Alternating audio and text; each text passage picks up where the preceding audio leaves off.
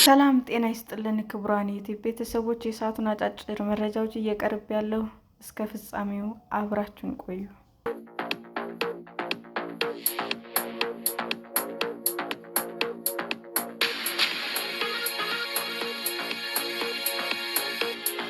እናቴ ለዓመታት በሐሰት በሽተኛ ነሽ ብላ አሰቃየችኝ።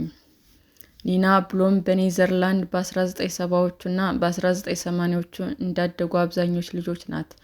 በዘፈንና መደነስ ትወዳለች። መዝፈንና መደነስ ትወዳለች። ከቷ ጋር መጫወትም የልጅነቷ አስደሳች ትውስታ ነው።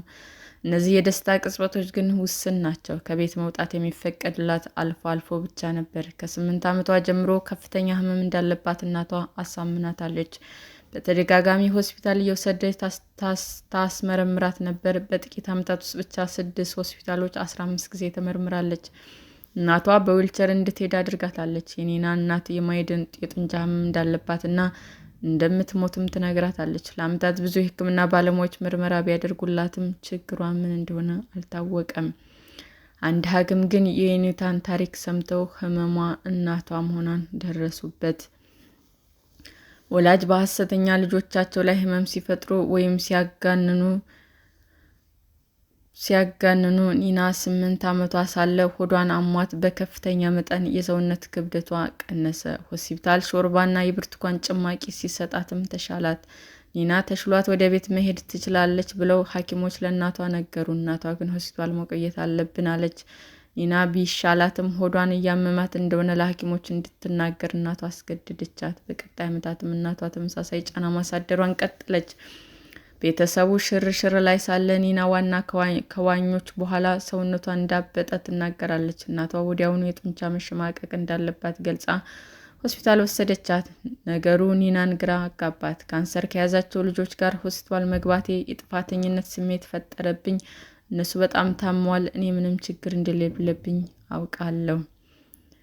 ጨካኝ እናት ሆስፒታል ሳለች አጠገቧ የሚገኝ አልጋ ይዞ የነበረ ልጅ ሞተ።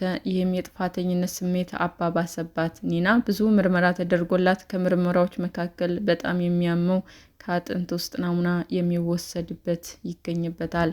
ሐኪሞች ምንም ሕመም አላገኙባትም። እናቷ ግን ማቆም አልቻለችም። ኒና ስትስቅ ካየች ተበሳጭታ ትቀጣታለች። 4 ሳምንት ሆስፒታል ተኝታ ሐኪሞች ወደ ቤት እንድትሄድ ወሰኑ። ቤት ስትገባ እናቷ በዊልቸር እንድትንቀሳቀስ አደረገች። ከትምህርት ቤት ውስጥ ቤትም እንድትተኛ ተደረገች። ጓደኞቿ ጋር መገናኘት አቆመች። በጣም የምትወደውን ሙዚቃ እናቷ ቀማቻት። እርሷን ለማጽናናት ሹርባ ስራ ጀመረች። ስራዋ እጇን ያደከመው ነበር። ከዚያም እናቷ እጇን እንዳመማት ተነገራት። ክንዷን ጠቅልላ አሸገችው። በጣም አጥብቃ ስላሸገችው ጣቶቿ ደነዘዙ። እናቷ በዚህ የተደሰተች ይመስላል። እናት ይህንን እያየች ደስታ እያገኘ መሆኑን ማሰብ በጣም አስቀያሚ ነበረ። በዓመታት ሂደት እናቷ ታሪኳን ለወጠች። እንዳላመምሽ ካወቅኩና ይህንን ሁሉ ፈጥረሽው ከሆነ እኔው ራሴው ገድልሻለሁ አለቻት። ኒና በነገሩ የበለጠ ግራ ተጋባች። የእናቷን ጤና ተጠራጠረች። አብዛኛው ጊዜ የምታሳልፈው አልጋ ላይ ስለሆነ እና ክንዷም ስላታሸገ ትደክም ጀመር። ሰውነቷ እንዲፈታት የማገገሚያ ሕክምና እንድታደርግ ሐኪሞች አዘዙ። በሕይወቷ ለመጀመሪያ ጊዜ ደስተኛ የሆነችበት ወቅትም ነበረ። ቅዳሜና እሁድ ከሆስፒታል ወጥታ ቤት እንድታሳልፍም ተደረገ። እናቷ ወዲያውኑ ሕይወቷን መቆጣጠር ቀጠለች። እጇ በድጋሚ እንዲታሸግ አስገደደቻት። ከአልጋ እንዳትወርድ ማዘዘቻት። የልብ ታማሚ ነሽ አለች። አንድ ቀን ደግሞ ትሞቻለሽ አለችኝ። በሕይወት ለመጀመሪያ ጊዜ ብቸኝነት ተሰማኝ። ወደ አዘቅት የተወረወርኩ መሰለኝ። ከዚህ በኋላ ነገሮች ተለወጡ። ኒና አዲስ ሐኪም አገኘች። ዶክተር ቪናንት ይባላል። እጅና እግሯን እንዲሁም ጡንቻዋን በተሻለ ሁኔታ ለማንቀሳቀስ የሚረዳ ሕክምና ከተሰጣት መራመድ እንደምትችል ነገራት እና ይህን ስትሰማ ማመን አልቻለችም። እናቷ የነገረቻትን ጽኑ የጡንቻ ሕመም እንዳለባትና በበሽታው ምክንያት እንደምትሞትም ነው። እናቷ ይህንን ስትላት ብትጠራጠርም ጥያቄ ማንሳት ድፍረቱን አላገኘችም። እናቷ የሐኪሙን ምክር ስትሰማ በጣም ተቆጣችና ኒናን ቤት ስትመልስ እግሮቿ አጣምራ ከትራስ ጋር አሰረች። ምግብ እንድታቆም አደረገቻት። በአፍንጫው በሚሰካ ትቦ ምግብ እንድትወስድ ማስገደደቻት።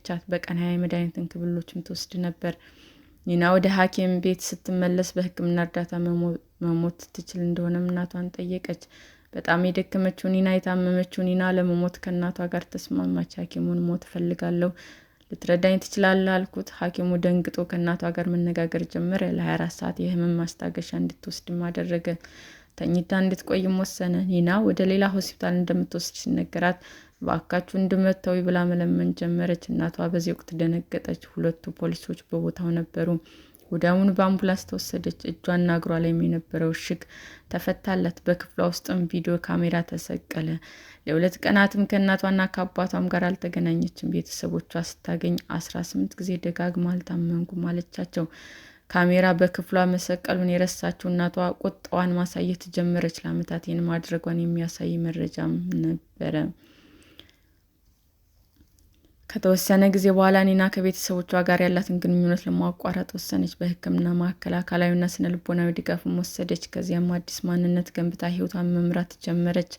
ከስነ ጥበብ ትምህርትም ቤት ከተመረቀች በኋላ ከፍቅረኛዋ ጋር ተገናኝታለች። ቤተሰቦቿ ለኑሮ እውቅና አልሰጡም።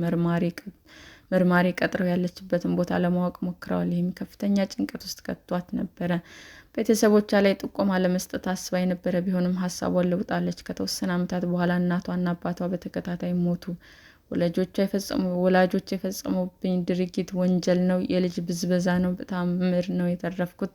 በመትረፌ ደስተኛ ነኝ። ብዙ የምኖርለት ምክንያት አለኝም ብላለች። ሰላም ጤና ይስጥልን ውድ የዩቲዩብ ቤተሰቦቼ እንዴት ናችሁ? አዲስ ጀማሪ ነኝና ሰብስክራይብ ያደረጋችሁ አበረታቱኝ። አመሰግናለሁ። የዩቲዩብ አድማጮቻችን ለሰዓቱ ያቀረብኩላችሁ አጫጭር መረጃዎች ይህንን ይመስል ነበር። በሌላ መረጃ እስክንገናኝ ሼር፣ ላይክ፣ ሰብስክራይብ እንዲሁም ቢቀርብልን የምትሉት መረጃ ካለ ኮሜንት እያደረጋችሁ ቸር ቆዩን።